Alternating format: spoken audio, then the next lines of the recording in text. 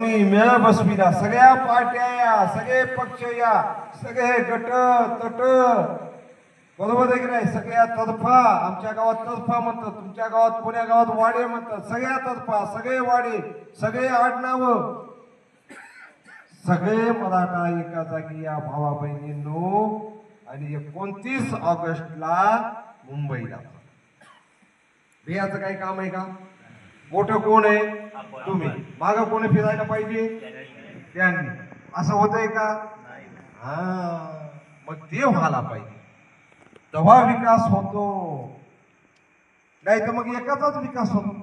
असं आपण का विचारित नाही का बाबा हे गट्टू बसविता बसविता बसविता बसविता तुझ्या ढुंगणाखाली लँड क्रुझर कवा आली 2.5 कोटीची? आज विचारानं लोकशाहीमध्ये निर्माण कोणी केले द्यायला? प्रश्न मांडायला पाहिजेत का नाही त्यांनी? सोयाबीनचा भाव 2014 ला किती होता? 4000. आता किती आहे? 4000. यायचे काय दाभाडे बसलेत का? 288 लोक आहेत ते. तो तुमचा माझा अपमान नाही? तो शिवाजी महाराजांचा अपमान नाही?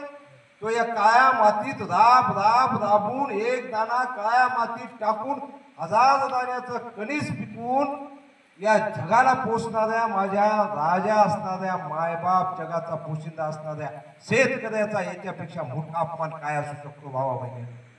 काय असू शकतो? का विचारत नाहीत मग तुम्ही? ही लँड क्रुझर कुठून आली? अरे आम्ही तुला मत दिलं बाबा, तू कोण्या पक्षात आहेस पाहिलं नाही, आम्ही तुला मत दिलं, तुझ्या डोंगराखाली लँड क्रुझर आली रे बाबा 2.5 कोटीची.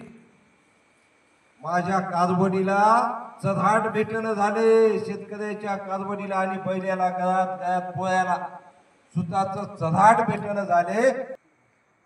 यायच्या गळ्यामध्ये सोन्याचे चढाट झाले का नाही? बियाणे काय तुम्ही? बियाणे काय? आज मी भोसले, चला काय बियाचं तुम्ही दाडा यात मी बोटलो. सत्य तर बोललं पाहिजे वय विजयराव. काय पैसा इस्टेट काय घेऊन जायचे का? हे खरं आहे का खोटं? एवढं मला सांग, खरं आहे का नाही? मग हे विचारलं पाहिजे ना जनतेनं. भाऊ तुला आम्ही 1दा आमदार केलं, 2दा आमदार केलं, तुझ्या गळ्यात सोन्याचं चढाट आलं कुठं? जालना रोडला समृद्धी महामार्गाला 1 ठोक 30 एकर जमीन आली कुठून? अरे भाऊ तुला याच्यासाठी नाही निवडून दिलं. पावसाळी अधिवेशनामध्ये या महाराष्ट्रातल्या तमाम मराठा बहुजनाच्या लेकराच्या हिताचा असणारा मराठा आरक्षणाचा मुद्दा मांडण्यासाठी आम्ही तुला निवडून दिलं. सोयाबीनचा भाव का वाढत नाही 2014 पासून? का आमच्या शेतकऱ्याच्या घामाला गोचण्यासारखं चिटकून आमचं किती दिवस रक्त पिणारा? हा प्रश्न तिथं टेबलवर दन दन दन दन बुक्या हाणून अध्यक्ष महाराज असं म्हणून विचारायला मदत केली ना आपण? विचारला का पुन्हा प्रश्न?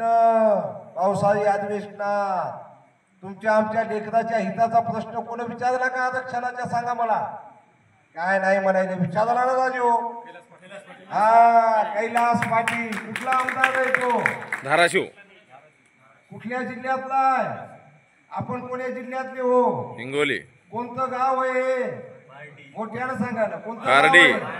पारडी. कोणता तालुका आहे? वसमत. आता त्या कैलास पाटलाचं टाळ्या वाजवून स्वागत करायचं का आपल्याला? मग एकदा टाळ्या वाजवा आणि एवढ्या जोरानं टाळ्या वाजवा त्या बहादरानं. मिलॉर्ड अध्यक्ष महाराज, मराठा समाजा इथला बहुसंख्येनं समाज आहे, देणारा समाज आहे महाराजा. शाळेला जमिनी कोण दिल्या सांगा? सरकारी दवाखान्याला जमीन कोण दिल्या? रोडला जमिनी कोण दिल्या? दूध डेअरीला जमिनी कोण दिल्या? पोलीस स्टेशनला जमिनी कोण दिल्या? आज त्याचे भाव काय आहेत? पोलीस स्टेशनला दिलेल्या जमिनीचा भाव आज 1.5-2 कोटी रुपये झाला. आपण जर जमीन वापस मागितली आपली तर का हवेमध्ये सरकार पोलीस स्टेशन मानणार आहे का?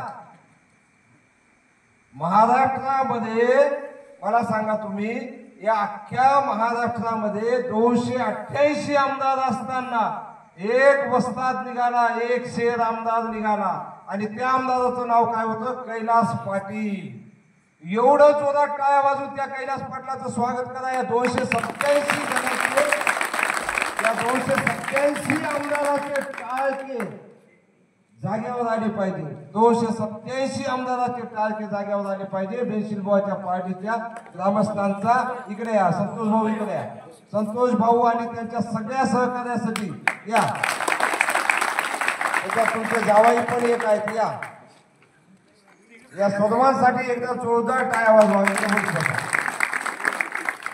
पावसाळी अधिवेशनामध्ये 287 आमदारांनी का प्रश्न विचारला नाही? मतदान वाया गेलं का फळाला आलं? खरं सांगा. वाया गेलं. मग काय 3 वर्ष आता गप्प बसता का? आता गप्प बसायचं का? विचारायचा प्रश्न भाऊ ये गट्टू घेऊन जाय म्हणाव तू. बरोबर आहे की नाही? पण आम्हाला आरक्षण दे. आरक्षण. आपल्याला काय पाहिजे? आरक्षण पाहिजे. दुसरं काय पाहिजे? शेती मालाला भाव पाहिजे. पाहिजे का नाही? DAPचं पोत केवढ्याला झालं? 2014ला केवढ्याला होतं? आता केवढ्याला झालं? किती पट वाढलं? किती पट वाढलं? दुप्पट? अहो 3 पट वाढलं भाऊ. मग सोयाबीन 12,000 का झालं नाही? का झालं नाही? हे तुम्हाला जे देतात का नाही, एक आमचे आशिष मगर सरने व्हिडिओ केलाय ते पहा. काच्यावर GST. मामा तुमच्या डोक्यावरच्या टोपीमध्ये पण GST घेतला हो. या उपकरणामध्ये पण GST घेतला. मी घालतो त्या चप्पल मध्ये GST घेतला. या माईक वर GST घेतला. आपण जर समजा मारुतीच्या मंदिरापुढे जेवायचं असेल ना, एखाद्याने 1 क्विंटल तांदूळ दिला, त्याच्यावर पण GST कापून घेतला. तुम्ही हॉटेलमध्ये जर बायकोला लेकराला घेऊन जेवायला गेले तर त्याच्यावर पण GST घेतला. फुकट काय आहे मग? आपण एक खताचं पोतं एका DAPच्या पोत्या मागे जर 1000 रुपये वाढले असतील तर तुम्हाला किती द्यायलेत मग वर्षाला? सन्मान निधी. तो तुमचा सन्मान आहे का अपमान आहे? अरे बोला ना यार, काय सन्मान आहे का अपमान आहे?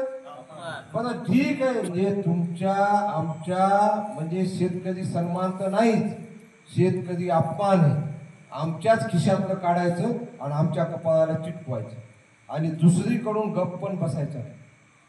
तुम्ही 100 रुपयालाच मत विकत घेतलं पाहिजे. तुम्ही मटणाच्या 3 खंडारात पाळले पाहिजे. तुम्ही त्या म्हणजे 1.5 पास झालेल्या त्या खराब वक्त्या टक पडून राहिलेल्या त्या बेसाडाला भरूनच मतदान केलं पाहिजे. याच्यासाठी तुमचे लेकरं व्यस्ती झाले पाहिजे, हा पण प्रयत्न चालू. आता उद्या गाडी आली होता व्हा बरं मत असा पाय ठेवायचा माय मला बोलवा मी येतो. कशी दारू विकतात? देशी दारू विकत आणून लोक कशी विकतात? आपल्या लेकाच्या आपल्या लेकीच्या सुनाच्या कपाळावरचं कुंकू शाबूत ठेवायचं का नाही? आपण लोकशाही जिवंत ठेवायची का नाही? आणि मग त्याच्यासाठी एकच मार्ग आहे आणि तो मार्ग जर कोणता असेल तर मनोज दादा जरांगे हे त्या मार्गाचं नाव. आम्ही आडगावमध्ये गेलो, 1 लाख रुपये झाले, 10 वाहनं तयार झाली. रात्री करत जायामध्ये होतो, जवळपास 1 लाखची पत्राव झाली. 7-8-10 वाहनं तयार झाली. सगळीकडेच गडू भाऊने पुढे त्यामध्ये बैठक घेतली. तीच आता आम्ही वाईहून आलो, वाईमध्ये पण 4 क्लुजर तयार झाला. गावात केवढे शिंदरीला गेलो, 4 टेम्पो तयार झाले. पांढरा शिंदीला गेलो, कमीत कमी